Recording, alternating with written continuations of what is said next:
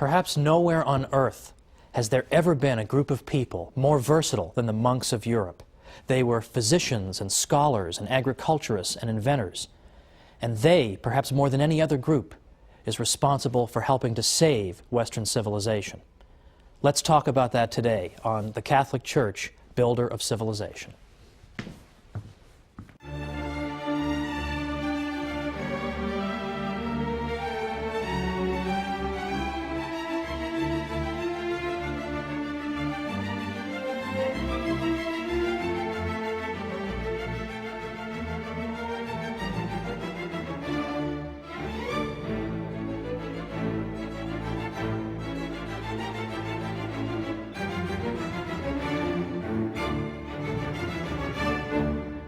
Welcome once again to the Catholic Church, Builder of Civilization.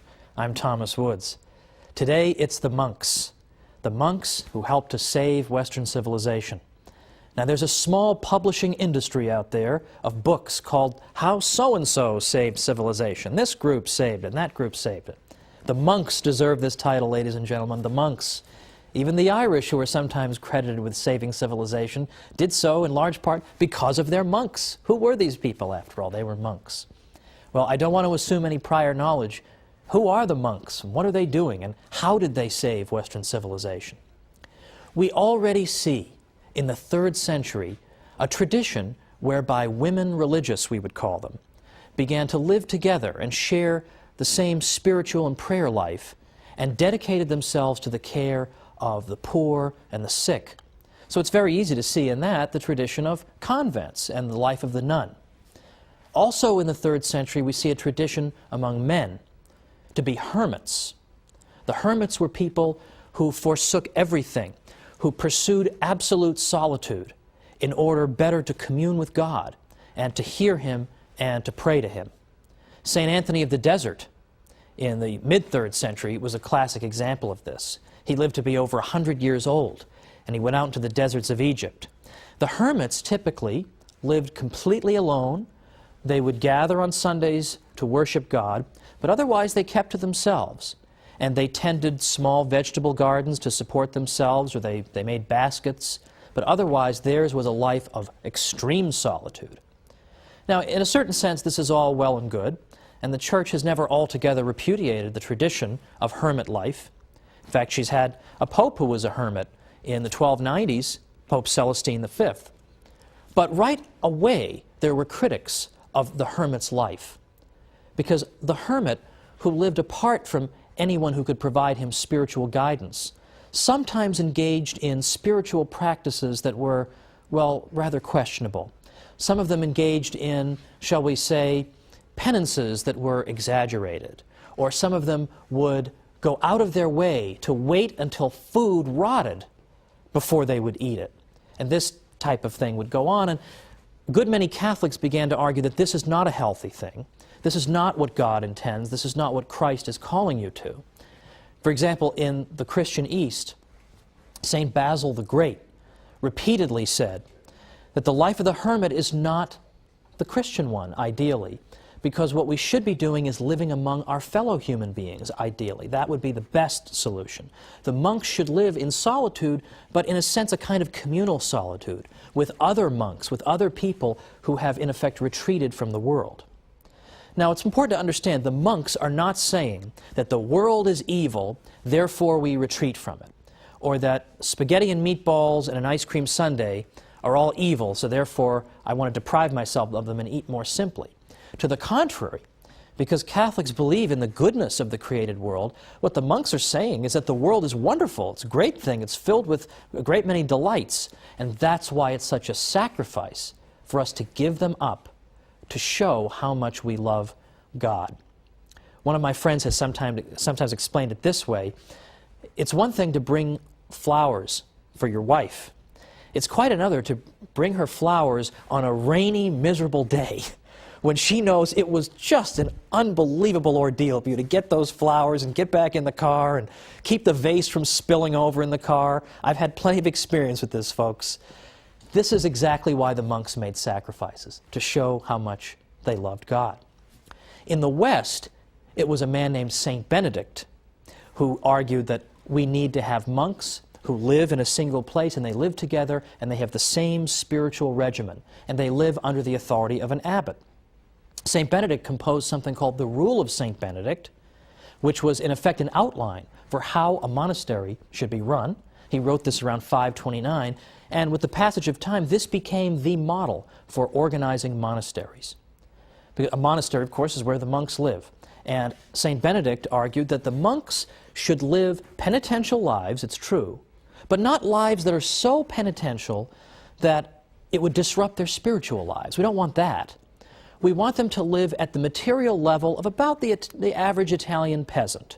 That would be acceptable. They should get adequate sleep. They shouldn't do too much physical labor. They should be moderate in all things. Physical labor and prayer and study, and nothing out of moderation. The monasteries in Ireland were quite another story. There, the model, in effect, was working 14 hours a day, doing back-breaking labor, and then coming in and praying all the psalms. And this, it seemed to St. Benedict, was just too much, that you couldn't live a healthy spiritual life if you were being that rigorous with your physical body.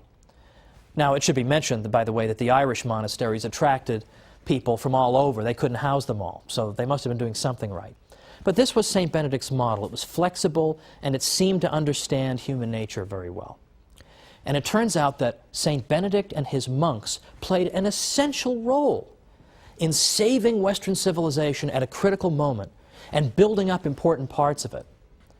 And yet, I will never forget, in my days as a professor in New York, after telling my class all about the monks and all the things they had done, I actually had a student say to me, "That's very interesting. Are there any monks today?" Well, that's just depressing, right? That she didn't even know there were still monks today. And so of course I told her, not only are there monks, I've got 1,000,000 friends who are monks. I realize that's perhaps somewhat unusual, but I have a great many friends who are monks. And let me tell you something, living in Manhattan as I did while I was getting my doctorate, you find that just about anything can go on in Manhattan. Nobody cares. Nobody's looking at you. You can have a weird haircut. Nobody cares. You could be on fire. Nobody cares. But I had a friend of mine who was on his way to becoming a monk. He hadn't taken his vows yet, and he came and visited me in his habit. And we went out for nachos at a local place. And I'll tell you, people will look away at anything, but if you're having nachos with a monk, they cannot take their eyes off it, apparently. This is just a bizarre sight, even for Manhattan.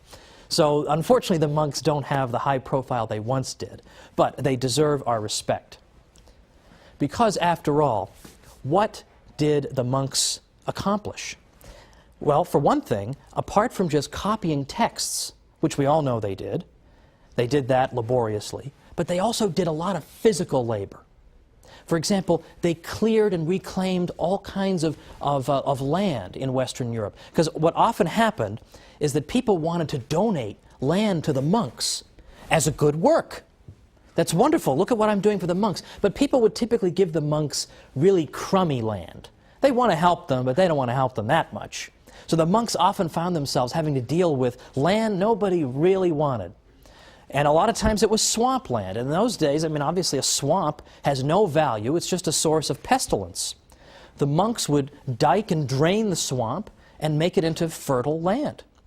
And a great many experts on the history of agriculture in Western Europe have said, for example, we owe the agricultural restoration of a great part of Europe to the monks. Another one said, wherever they came, they converted the wilderness into a cultivated country. They pursued the breeding of cattle and agriculture, labored with their own hands, drained morasses and cleared away forests. By them, Germany was rendered a fruitful country. And finally, every Benedictine monastery was an agricultural college for the whole region in which it was located. The monks introduced crops and industries and production methods that people hadn't known before. And they weren't afraid to work with their hands at a time when manual labor was looked down upon and despised. The monks were inspired to engage in physical labor because they knew, for one thing, that when you engage in hard physical labor, this can be a great form of penance and an opportunity for the mortification of the flesh. So sure, they were thrilled to work with the swamp that nobody else wanted to do.